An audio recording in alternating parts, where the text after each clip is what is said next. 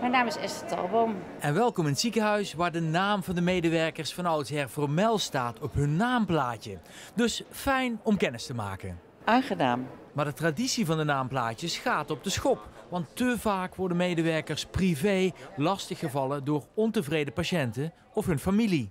Nou, bij ons is het zo dat op de verpleegafdelingen de verpleegkundigen meestal bordjes hebben waar alleen hun voornaam op staat.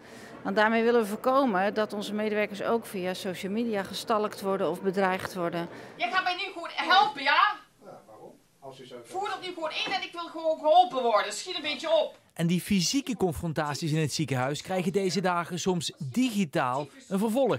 Ja, daar worden hele nare dingen geschreven. Hè? Van ik weet je te vinden of je hebt mijn moeder of mijn vader of mijn kind niet goed behandeld. En tot zelfs ook, ik weet wel waar jouw familie woont en ik kom jullie opzoeken. De agressie in ziekenhuizen is volgens de Zuid-Limburgse bestuurders fors gestegen de laatste jaren. In de afgelopen jaren is het echt enorm toegenomen. En dat betekent ook dat wij ons beleid rondom agressie en geweld echt hebben aangescherpt. En dat betekent dat ons hoofdbeveiliging namens het ziekenhuis aangifte doet wanneer mensen zich echt misdragen.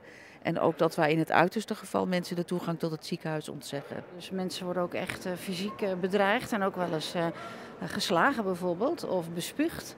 We hebben ook echt beveiligers in dienst die rondes lopen op afdelingen en die ook wel eens in moeten springen om onze medewerkers te beschermen. Het Zuiderland heeft nu 30 FTE aan beveiligers in dienst, capaciteit die allemaal ten koste gaat van de zorg. Maar alarmerender nog is het feit dat jonge mensen in opleiding en een deel van het huidige personeel de agressie in de zorg niet meer accepteert. Nou, we weten uit eerder onderzoek dat 1/4 van de zorgmedewerkers overweegt de zorg te verlaten vanwege agressie en geweld. En dat is echt een getal om van te schrikken, vind ik. En blijkt dat 60% van onze verpleegkundigen minimaal 1 keer per maand te maken heeft met serieuze maten van agressie of geweld van patiënten of van hun familie.